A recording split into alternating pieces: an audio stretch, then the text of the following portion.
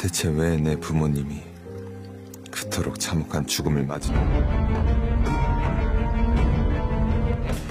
싫다더니 마음이 바뀌었어?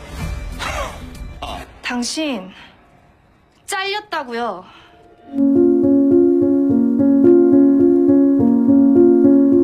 Episode dimulai dengan tragedi meninggalnya sang raja. Leonju yang saat itu masih kecil melihat menteri eksekutif Yu keluar dari ruangan ayahnya tepat sebelum sang ayah meninggal.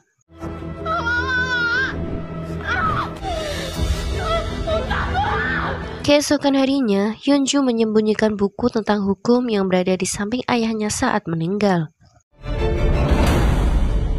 Hari itu, Yeonju pergi ke istana dan menemui raja. Raja bercerita tentang kedatangan utusan dari Ming yang hanya menemui eksekutif Yu. Yeonju kemudian memberikan buku hukum milik ayahnya itu pada raja. Ia juga menceritakan tentang Hansu dan berencana membuat Hansu berada di pihak mereka. Maka misi Yeonju selanjutnya adalah mendekati Hansu.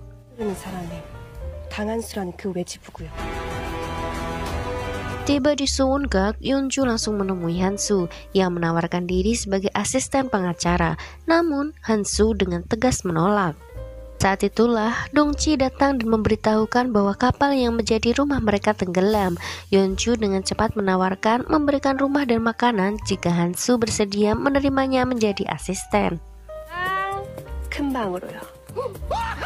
Pilihan yang sangat sulit bagi Hansu. Ia dengan tegas menolak tawaran Yeonju, tapi ia menikmati semua fasilitas yang Yeonju berikan.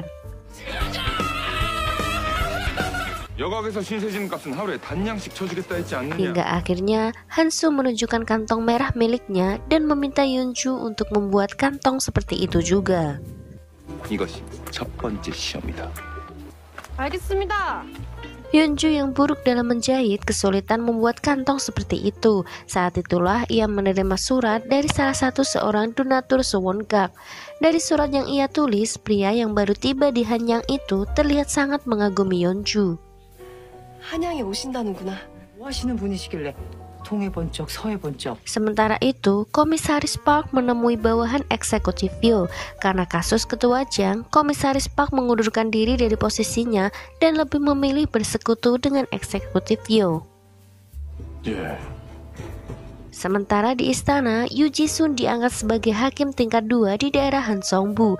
Tentu saja, keputusan itu dibuat oleh Menteri Eksekutif Yu tanpa meminta persetujuan dari raja terlebih dahulu. Ratu yang berada di sana juga tampak senang dengan keputusan tersebut. Selain itu, mereka juga membuat pesta perjamuan untuk para menteri. Semuanya telah diatur oleh Komisaris Park sebagai bentuk usahanya untuk mendekati eksekutif Yu. Sementara itu, seorang wanita bernama Nonayon yang juga termasuk donatur Suwon-gak datang ke Suwon-gak. Keadaan Nonayon tampak tidak baik, bahkan ia mencoba untuk bunuh diri ke dalam sungai Han.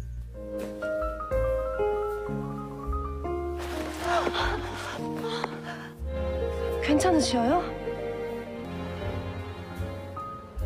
Kembali ke pesta perjamuan, tak ingin ketinggalan momen, Hansu juga berada di sana menyamar sebagai pelayan. Ia bertugas untuk menuangkan minuman di atas meja para menteri. Dengan begitu, ia bisa mendengar dan melihat apa yang mereka bicarakan. Awalnya, Hansu berencana meracuni semua orang yang ada di sana. Namun, ia mengurungkan niatnya karena bukan kematian yang ia inginkan, tapi ia membutuhkan jawaban dari alasan kematian sang ayah. 이유를 알아야 한다. 이유를 부모님이 그토록 참혹한 죽음을 맞으신. Di tempat itu, Hansu mengetahui bahwa jawaban tertinggi di Joseon ada pada eksekutif Yu. Semua orang juga tampak tunduk pada pria itu. Fakta itu membuat Hansu ragu bahwa perintah pembunuhan ayahnya berasal dari raja. 임금이 아닐 수도 있다는 건가? Kembali ke Suwon-gak, Yeonju mendesak Nonayon untuk mengatakan sebenarnya, apalagi saat Yeonju melihat badan Nonayon dipenuhi memar. Rupanya, Nona Yeon adalah istri Komisaris Park. Hari itu, seperti biasanya, Nona Yeon mendapati suaminya bersama seorang Ki-sang di rumahnya. Hal yang biasa baginya. Namun, hal yang menyakitkan adalah ia mendengar bahwa Komisaris Park dengan sengaja membunuh ayahnya agar bisa mendapatkan harta warisan. Nona Yeon yang dipenuhi emosi mengusir Ki-sang itu lalu meluapkan amarahnya pada Komisaris Park. Ia juga mengancam akan menuntut perceraian. Mendengar itu, bukannya minta maaf, Komisaris Park malah memukul Nona Yeon dan mengancam untuk tutup mulut.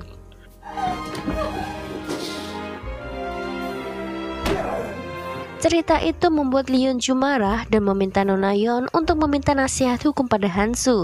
Jika memungkinkan, maka mereka bisa bercerai. Namun, menjadi janda adalah hal yang paling memalukan pada saat itu. Semua orang pasti akan menyalahkannya karena telah menggugat cerai suaminya. 만도 못한 취급을 받는 것이 이혼한 여자가 아니다. Sementara itu di perjamuan, Komisaris Park berusaha menyuap Yoo Ji-sun dengan ginseng madu buatan istrinya.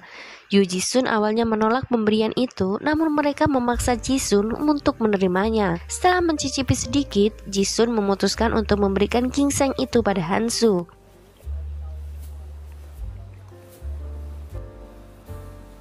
네?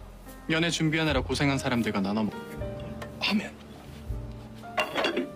Namun setelah itu, Ji-sun menyaksikan ayahnya memberi para menteri itu tembikar mahal yang biasanya hanya dimiliki oleh keluarga raja. Ji-sun hanya terdiam menyaksikan semua orang yang berada di sana menerima pemberian ayahnya dengan senang hati.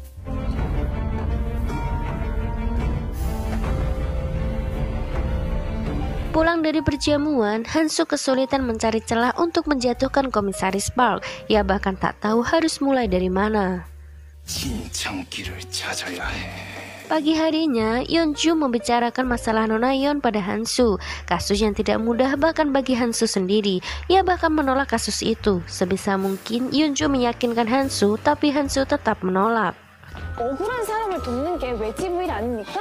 그래서 억울한 상황을 당했다는 걸 증언해줄 사람은 있고 이지부에게 섣부른 믿음은 독이다. 포기하란 소리다.